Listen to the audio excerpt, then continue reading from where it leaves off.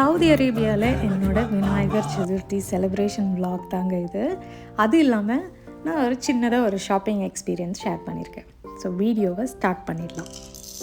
விநாயகர் சதுர்த்தி அப்படின்னாலே ரொம்ப ஒரு எக்ஸைட்மெண்ட்டோடு நம்ம கொண்டாடுற ஒரு ஃபெஸ்டிவலுங்க. ஸோ விநாயகர் சதுர்த்தி கிட்ட வருதுனாலே அதுக்கு முன்னாடியே நம்ம எல்லாமே ப்ரீ பிளான் பண்ணி வச்சுருவோம். இது எங்களோட ஃபர்ஸ்ட் விநாயகர் சதுர்த்தி சவுதி அரேபியாவில். இதுக்கு முன்னாடி பொங்கல் இங்கே செலிப்ரேட் பண்ணும்போது சரி இங்கே நம்மளுக்கு பெருசாக எதுவும் கிடைக்காது, நம்ம எப்படி செலிப்ரேட் பண்ண போகிறோம் என்னன்னு யோசிச்சுட்டு இருந்தேன். எனக்கு எந்த ஐடியாவுமே இல்லை. கடைசியில் சூப்பர் மார்க்கெட்டில் போய் பார்க்கும்போது பொங்கலுக்கான ஒரு செட்டாகவே அப்படியே சேல் பண்ணியிருந்தாங்க. அதாவது கரும்பு எல்லாமே இருந்தது. ஸோ வாங்கிட்டு அப்படியே ஈஸியாக கும்பிட்டு முடிச்சாச்சு. அதே ஒரு மைண்ட் செட்டில் இந்த வாட்டி கடைக்கு போனேன், விநாயகர் சதுர்த்திக்கு திங்ஸ் வாங்கிட்டு வரலான்னு. எதுவுமே இல்லைங்க. வெறும் நம்ம பலகாரத்துக்கு செஞ்சு கும்பிடுற மாதிரி தான் இருந்தது. ஸோ கம்மிங் வீக் ஓணம் வருதுங்கிறதால ஒரு சில ஐட்டம் மட்டும் இருந்தது. அதனால் இந்த வாழலை கூட பேப்பர் வாழலை தான் இருந்தது. அதனால் அதுதான் வாங்கிட்டு வந்தேன். பட் சாமிக்கு வச்சு கும்பிட்ற மாதிரி அருகம்புல், மாலை, கொடை அந்த மாதிரி எதுவுமே இல்லை. மேபி வேறு ஏதாவது ஏரியா போயிருந்தால் கிடச்சிருக்குமா இல்லைன்னு தெரியல. பட் நாங்கள் ரெகுலராக போகிற ஒரு சூப்பர் மார்க்கெட்டில் இல்லைன்றதால சரி அதோடு முடிவு பண்ணிட்டேன். சரி நம்ம பலகாரமாவது நல்லா வச்சு சாமி கும்பிடலாம் அப்படின்னு. ஃபஸ்ட் திங் என்னென்னா, சாமி இங்கே நம்ம வெளியிலேருந்து வாங்கிட்டு வைக்கிறதுக்கு வாய்ப்பே இல்லை. ஸோ டீஃபால்ட்டாக நம்ம வீட்டில் தான் செஞ்சு கும்பிடணும். ஸோ சாமியை செய்கிறது நம்ம வீட்டிலே பண்ணிக்கலாம், மஞ்சள் வச்சு விநாயகர் பண்ணிக்கலாம்னு முடிவு பண்ணிட்டேன். ஸோ பலகாரத்துக்கு முன்னாடி நாளே இந்த கொண்டைக்கடலை மட்டும் முன்னாடி நாள் ஊற வச்சுக்கிட்டேன். நெக்ஸ்ட் டே காலையில் 4 மணிக்கு எழுந்துச்சி ஃபஸ்ட்டு பண்ணது என்னென்னா, இந்த வடைக்கு ஊற போட்டு ஒரு 2 hours 3 hours ஆட்டி எடுத்துக்கிட்டாச்சு. அந்த கேப்பில் குலாப் ஜாமுனும் பண்ணி வச்சுட்டாங்க. அடுத்து இந்த ஊற வச்ச கொண்டைக்கடலை இதெல்லாம் தாளித்து எடுத்து வச்சாச்சு. நம்ம ஸ்டோரியோட முக்கியமான ஒரு ஐட்டம் என்னென்னா, இந்த கொழுக்கட்டை.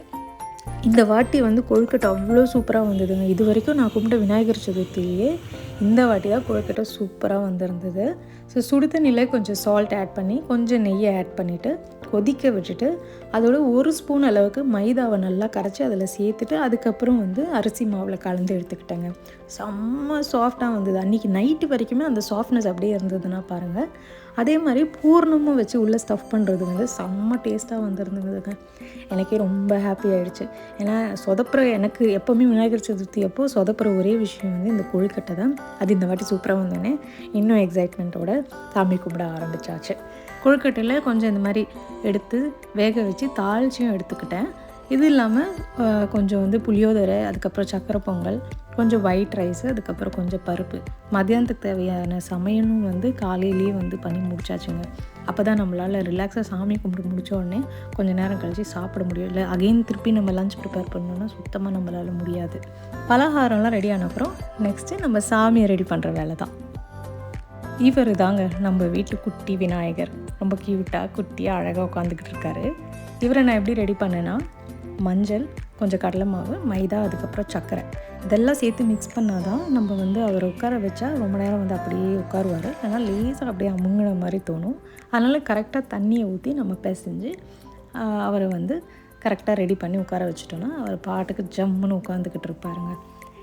இன்னொன்று இந்த வாட்டி விநாயகர் சதுர்த்தி எது ஒரு விஷயம் நான் கொஞ்சம் பாசிட்டிவாக தோணுச்சுன்னா, யூஸ்வலாக இங்கே விநாயகர் சதுர்த்திக்கு நம்மளுக்கு பப்ளிக் ஹாலிடேலாம் டிக்ளேர் பண்ண மாட்டாங்க.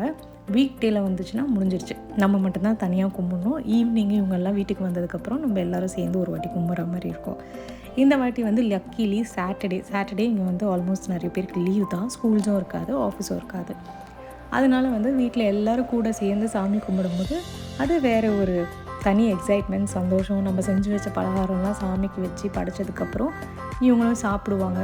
இது எல்லாம் கலந்து வந்தால் தான் நம்மளுக்கும் ஒரு ஃபெஸ்டிவல் அப்படியே கொஞ்சம் ஹைலைட்டாக இருக்க மாதிரி தோணும். எல்லோரும் சேர்ந்து ஒரு வேலை செஞ்சு சாமி கும்பிடும் போது ரொம்ப ஒரு ஹாப்பியாகவும் இருக்கும். என்னை பொறுத்த வரைக்குங்க, நம்ம இருக்கிற ஊர்லேயே இருந்தாலும் சரி, இல்லை வேறு ஏதாவது கண்ட்ரிக்கு போனாலும் சரி, நம்மளோட ஃபெஸ்டிவல்ஸ், நம்மளோட பாரம்பரியம் அதெல்லாம் விடாமல் நம்ம செஞ்சுக்கிட்டே வரணும். அப்போ தான் நம்மளோட பசங்களும் அது கேரி ஃபார்வர்ட் பண்ணுவாங்க. இது நம்மளுக்குன்னு இல்லை, வேறு எந்த ரிலீஜனாக இருந்தாலும் அவங்களோட பாரம்பரியம் அவங்க எப்படி எல்லாம் பண்ணுவாங்க, கும்பிடுவாங்கன்றதை அவங்க ஃபாலோ பண்ணிக்கிட்டே வந்தால் தான் நாளைக்கு நம்ம பசங்களும் அதை கற்றுப்பாங்க. எப்போவுமே சின்ன குழந்தையிலேருந்தே நம்மளுக்கு அந்த கடவுள் மேலே ஒரு பக்தி, ஃபெய்த்தெல்லாம் நம்ம எடுத்துகிட்டு வந்துடணும். அப்போ தான் அவங்களுக்கு ஒரு பயம், ஒரு தைரியம் எல்லாமே அது கொடுக்கும். நெக்ஸ்ட்டு சாமிக்கு செஞ்ச எல்லா பலகாரமும் ஒன்றா எடுத்து வச்சாச்சுங்க. இன்னொன்று கரெக்டாக டைமுக்கு சாமி கும்பிட்டுட்டோம், எல்லாத்தையும் ப்ரிப்பேர் பண்ணிவிட்டு சாமி தீபாரதனை காட்டும் போது ரொம்ப ஒரு மன நிறைவாக ரொம்ப ஒரு ஹாப்பினஸ்ஸாக ஃபுல்ஃபில்லிங்காக இருந்ததுங்க. ஸோ நான் பண்ண இந்த சின்ன ஒரு ப்ரிப்ரேஷன், சாமிக்கு பண்ண இந்த டெக்கரேஷன்லாம் உங்களுக்கு பிடிச்சிருந்ததுன்னா இந்த வீடியோக்கு ஒரு லைக் பண்ணுங்கள். நீங்கள் எப்படி கும்பிட்டீங்கன்றதையும் கமெண்ட்டில் சொல்லுங்கள். ஸோ இதில் தான் நம்மளோட விநாயகர் சதுர்த்தியோட ப்ரிப்ரேஷன் ரொம்ப சூப்பராக மன நிறைவோட சாமி கும்பிட்டு முடிச்சாச்சுங்க.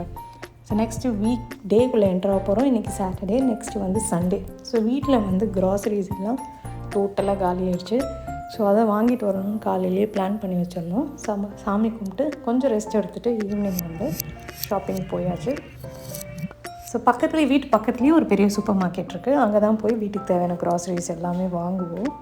ஸோ வந்தாச்சு. வந்துட்டு இங்கே பார்த்தீங்கன்னா இந்த ஓணம் நெக்ஸ்ட் வீக் வரன்றதுக்காக இந்த ஈஸ்டர்ன் பிராண்ட் ப்ராடக்ட் சேல் பண்ணுறாங்க இல்லையா, அவங்க வந்து ஏதோ டெக்கரேட் பண்ணி வச்சுருந்தாங்க. ஈஸ்டர்ன் பிராண்ட் வந்து ரொம்ப நல்லா இருக்குங்க. வீட்டில் எப்படி நம்ம மசாலா அரைச்சி சமையலில் செய்கிறோமோ ஆல்மோஸ்ட் ஈக்குவலாக தான் இருக்கும். எனக்கு பெரிய டிஃப்ரென்ஸ் எல்லாம் தெரியல. என்ன இருந்தாலும் நம்ம வீட்டில் அரைச்சி சாப்பிட்றது தான் நல்லதுன்னா. ஸோ இங்கே வந்து எப்படின்னா ஒரு சைடில் வந்து எல்லா வெஜிடபிள்ஸும் ரேப் பண்ணி பேக்கெட்டில் வைப்பாங்க, ஒரு சைடு வந்து அப்படியே வெளியிலே வச்சுருப்பாங்க, நம்ம பிக் பண்ணிக்கலாம். ஆனால் எனக்கு வந்து இந்த மாதிரி பேக் பண்ணி வச்சது வந்து இனிமேல் கொஞ்சம் நல்லா இருக்க மாதிரி தோணுச்சுங்க, ஒரு சில வெஜிடபிள்ஸ் மட்டும். ஸோ இந்த வெண்டைக்காய்லாம் நான் இந்த மாதிரி பிக் பண்ணி எடுத்துப்பேன். இந்த தேங்காய் பொறுத்த வரைக்கும் கிரேட்டட் கோகனட்டும் ஒரு பாக்ஸ் ஃபுல்லாக நம்மளுக்கு கிடைக்கும். அப்படி இல்லாட்டா வந்து செப்பரேட்டாக ஃபுல் கோகனட்டும் கிடைக்கும். ஆல்மோஸ்ட் சேம் ப்ரைஸ் தான். எது வேணுமோ அதை பிக் பண்ணிக்கலாம். மோஸ்ட்டாக வந்து இந்த கிரேட்டடே வாங்குவோங்க. எப்போயாவது இந்த சாமி கும்பிடணும் அப்படின்ற டைமில் மட்டும்தான் ஃபுல் கோகனட் வாங்குவேன். இவர் வந்து என்ன பண்ணிகிட்ருக்காருன்னா இளநீர் கடை, ஒரு சின்னதாக ஒரு இளநீர் செட்டப்புங்க. இங்கே வந்து நம்ம இளநீர் குடிக்கணுன்னா இந்த மாதிரி சூப்பர் மார்க்கெட்டுக்கு வந்து நம்ம சூஸ் பண்ணி கொடுக்கலாம். இந்த கோகனட் எனக்கு வெட்டி கொடுங்கன்னு கொடுத்தா வெட்டிட்டு ஒரு பிளாஸ்டிக் கண்டெய்னரில் போட்டு ரேப் பண்ணி கொடுத்துருவாங்க. நம்ம வெளியில் போயிட்டு பில்லிங் பண்ணிவிட்டு அதை வந்து எடுத்து குடிச்சிக்கலாம். பட் டெண்டர் கோகனட் வந்து உண்மையிலேயே ரொம்ப நல்லாயிருக்கும். ஸோ இப்படி அதுக்கப்புறம் வந்து சிட்ரஸ் வீக்குன்னு சொல்லிட்டு தனியாக போட்டிருந்தாங்க. எக்கச்சக்க கண்ட்ரிலேருந்து ஆரஞ்சுங்க.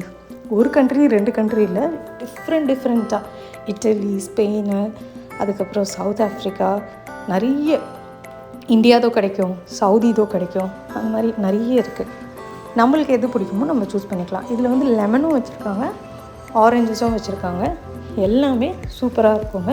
பட் கம்மி விலைக்கு இந்த வாட்டி போட்டிருக்காங்க, ஏதோ ஒரு ஆஃபர்ன்றதால. பட் ஆல்மோஸ்ட் எல்லா கண்ட்ரிலேருந்துமே இருந்தது. ஸோ அதையும் கொஞ்சம் பிக் பண்ணி எடுத்துக்கிட்டாச்சு.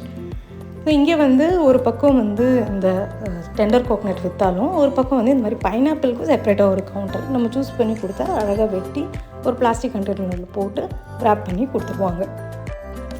நமக்கு தேவையான ஃப்ரூட்ஸு, வெஜிடபிள்ஸ் எவ்வளோ வேணுமோ அவ்வளோ பிக் பண்ணிவிட்டு செப்ரேட்டாக இங்கே வந்து நிறைய வேயிங் கவுண்டர்ஸ் இருக்கும். அங்கே வந்து நம்ம வாங்குகிற ஃப்ரூட்ஸ், வெஜிடபிள்ஸ்லாம் பிடிச்சோன்னா அவங்க வே பண்ணி அந்த வெயிட்டுக்கு ஏற்ற விலையை வந்து ஒரு பார்கோட் லேபிள் போட்டு ஸ்டிக் பண்ணி நம்மளுக்கு கொடுத்துருவாங்க. ஸோ இதெல்லாம் எடுத்துகிட்டு போய் ஃபைனலாக நம்மளுக்கு கேஷ் கவுண்டரில் போய்ட்டு நம்ம பில் பண்ணி பே பண்ணிக்கிற மாதிரி இருக்கும். நடுவில் ஏதாவது ஒன்று பார்கோட் லேபிள் ஸ்டிக் பண்ண விட்டுட்டோன்னா அவங்க வந்து திருப்பி நம்மளை அனுப்பிடுவாங்க, போய் ஸ்டிக் பண்ணிவிட்டு வாங்கன்னு சொல்லிவிட்டு. அது ஒரு தனி தலைவலி. அதனால் அங்கேயே வந்து தரவாக எல்லாத்தையுமே வாங்கிட்டோமான்னு பார்த்துட்டு நம்ம எடுத்துகிட்டு வந்துட்டால் இங்கே பில்லிங் முடிச்சுட்டு வெளியில் போயிடலாம்.